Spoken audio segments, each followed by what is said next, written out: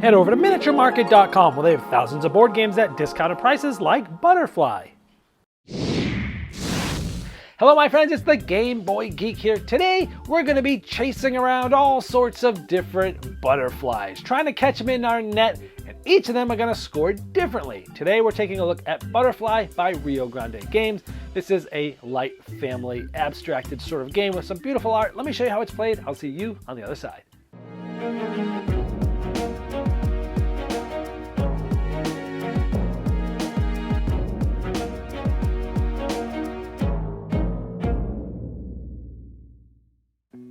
Butterfly is an abstract strategy game where over the course of the game you're going to be collecting different butterflies and or honey or wasps or flowers or grasshoppers and things like that.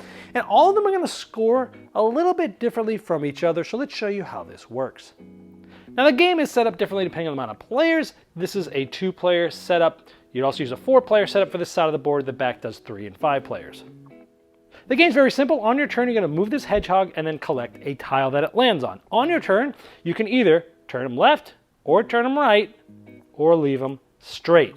After you do either of those possible things, you move them straight as far as you want. So I could go like this and just go right to here and collect this. This one is simple. It's just worth 5 points at the end of the game, and I would select it and leave them facing this way. Now my opponent has the same choices. They can either face them left, face them right, or go straight. Of course, so maybe they go like this, and then they go like this. Now this means that every blue one they get for the rest of the game is going to be times 2, like a multiplier. And they go like this. And again, you just go back and forth, either going straight, turning left and moving, or turning right and moving. And you continue doing this until until there's no legal movement left. Now as you uncover things, you might uncover some nets, and if you cross over a net, if you want to, that player can grab a random tile out of the bag. But keep in mind there are a small amount of tiles that are negative points at the end of the game.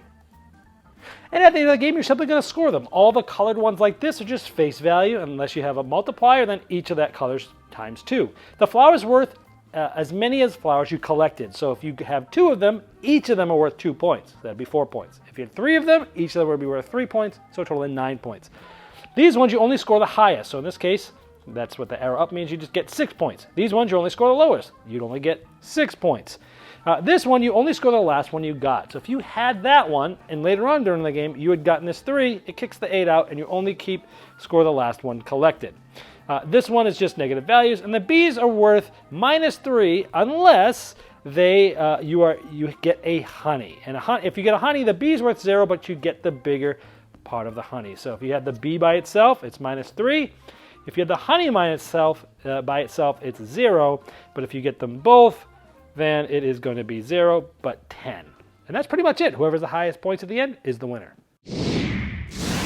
All right, there is Butterfly. I like the theme of butterflies. There's not too many games of butterflies, although there have been a few lately.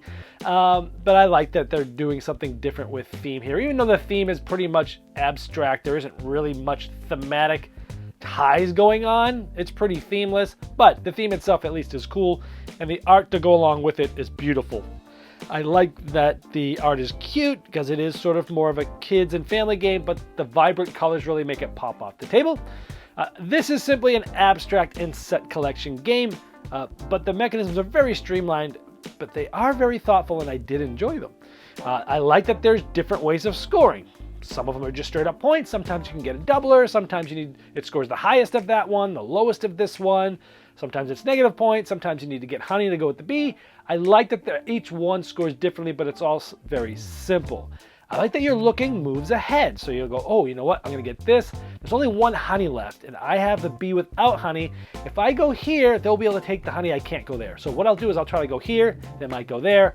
I'll go here. Then they'll be forced to move here, and then I'll get the honey. So sometimes you're moving moves ahead, and I like that. It gives the game, it's tactical, very tactical, but there's also some longer term strategic things you can try to set yourself up for, and I like that in a very simple game like this. I like the randomized setup. You're not always, you're not using all the tiles most of the time, and they're going to be in different spots. So every game is sort of a different puzzle. A lot of replayability there. The player aids are really nice. It just quickly tells you what all the different butterflies do. I think this is a fun game for adults to play with kids, but it's also fun for a light adult filler to end the night with. Because again, it is very abstract and simple, but there is some thought to be going on there in set collection style thing. If you like to play Sushi Go and things like that, where you're doing some light set collection, but having an abstracted element as opposed to drafting, I think this is going to be one you might want to check out. And definitely if you have kids, it's a perfect one to play with them.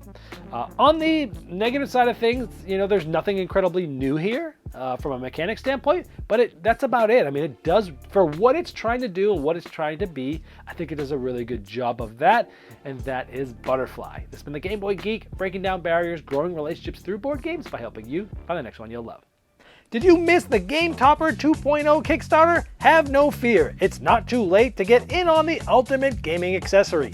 Convert your table into a high-quality gaming table with a fully portable Game Topper system and take advantage of some of the best 3mm premium gaming mats in the industry. New styles, new sizes, and new accessories can be yours. Upgrade every game you play by late backing now at GameToppersLLC.com.